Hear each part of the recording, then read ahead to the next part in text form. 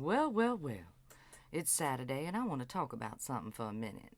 Yes, to all those out there that swore an oath to protect and to serve.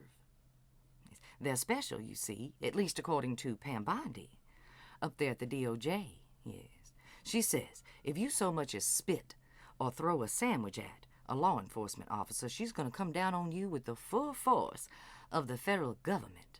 Our law enforcement officers are special. Their lives have more value than others, you see. Yes, baby, that's what they want you to believe. That they view that your life has more value than others. So if your life has more value than others, whose life has more value than yours? I know a few. Like Jared Wise, baby. His life apparently has more value than the life of a law enforcement officer. I mean, after all, he called for the death of law enforcement officers on that day of love, as they like to say, Insurrection Day. Yes, he called for the death of officers expeditiously. And as of today, he's got him a cushy job up there at the DOJ. Yes, he's a senior advisor on the kind of crimes he participated in. His life has more value than Officer Brian Sicknick, who lost his life. As a matter of fact, Mr. Wise's life has more value than 9 other individuals who lost their life that day. And the 1,500 other people that Daddy Dumpy Pants decided to pardon, their life apparently has more value than Officer Sicknick, who was beaten severely and assaulted with chemical sprays, had a stroke and died the next day. Or Officer Jeffrey Smith, who was severely beaten, took several blows to the head, was never the same, and 9 days later, he took his life. Or what about Officer Howard Lindengood? Yeah, he was there that day too, in that chaos, that day of love. He was there for the next 3 days. On day 4, he couldn't take it no more. He took his life too. Or what about the other 2 officers, Kyle DeFreytag and Gunther Hadisha? They were there that day, and they were never the same again. 7 months later, they too took their life. But that's not all that took their life that day. Their lives aren't important or acknowledged, and neither are the lives of Rosalind Boyd, who was there participating in that mob with like-minded friends. She was trampled to death. Or Benjamin Phillips or Kevin Greason, who were participating in that day of love that was so very loving that they fell to the ground and had heart attacks and died.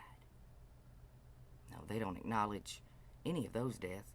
Hell, they went so far as to accuse Rosalind of being an addict and having an overdose that day. She wasn't trampled to death. She had an overdose because she had amphetamines in her system. Turns out she had ADHD, and that was her normal medication. She didn't have high levels in it at all. She was trampled to death on that day of love. No, they don't acknowledge any of that. Their lives have no value. There was one person that died that day that life has value, according to the President of the United States and the rest of them. Ashley Babbitt, the woman who was shot by law enforcement. Yeah, her life has so much value, they turned her into a martyr for their cause.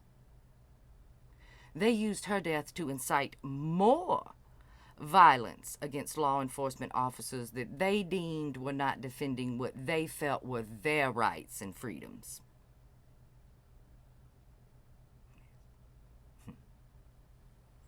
And it doesn't stop there. It doesn't stop there, and it doesn't stop on that day. It's continuing till this day.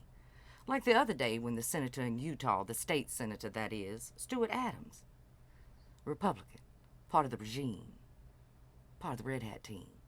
His grandson, 18-year-old, adult by law, stole the innocence of a 13-year-old girl. But because it was a Republican's grandson, honey, He just went in there and changed the law. Had his 18-year-old adult grandson charged as a child. No jail time for stealing the innocence of a child. Doesn't have to register on any registry for his crimes. He's free to go out and commit as many crimes as he wants to. And you know, just like I do, being in law enforcement, because I have family in law enforcement, and I've been on the other side of the law too. You know that once a criminal gets away with their crime scot-free, it won't be long before they commit another crime.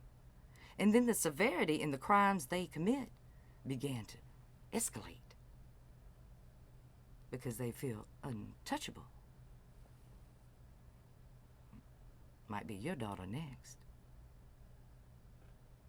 Yeah. You and your family go out for dinner one night, watch a movie, and you're on your way home.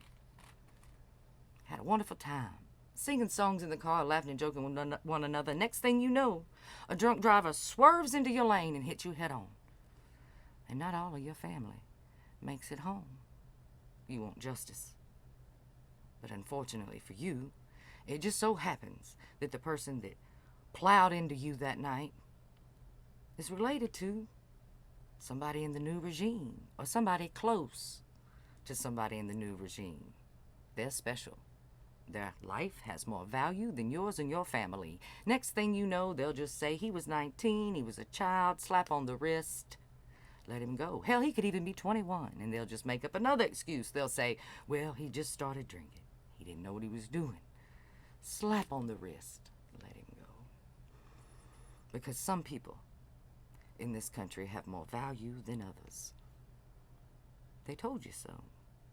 They decided your life has more value than others. Unless, of course, the person who committed the offense against you dons a red hat or two.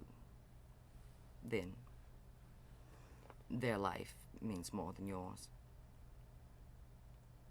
When you put that uniform on and you're standing there looking in the mirror, what do you see? What face is looking back at you? Do you see the banality of evil? I was just following orders. Or do you see someone who swore an oath to protect and serve?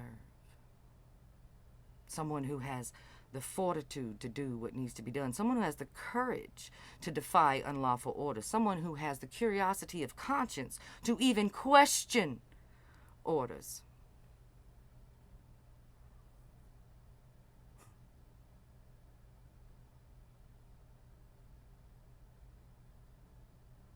If you'd let someone tell you that your life has more value than someone else's, they're also telling you that they believe they have more value than you do.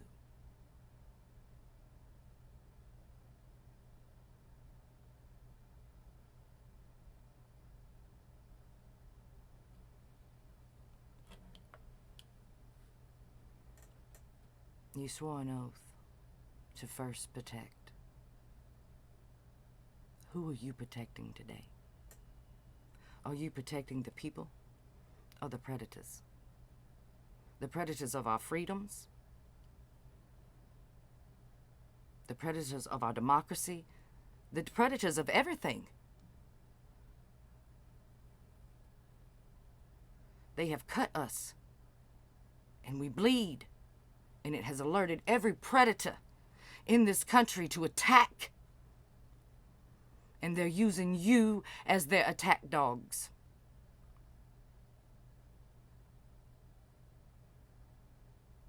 They're a predator on our institutions of higher learning. They're predators of our bodies, of our children's, of our freedoms, of our democracies. They're a predator of our bank accounts. They're predators of our farmland. They're predators of the trees and the fucking air we breathe. They are predators in our sea. They are not just predators of me. They are predators of you, too. Don't be the banality of evil.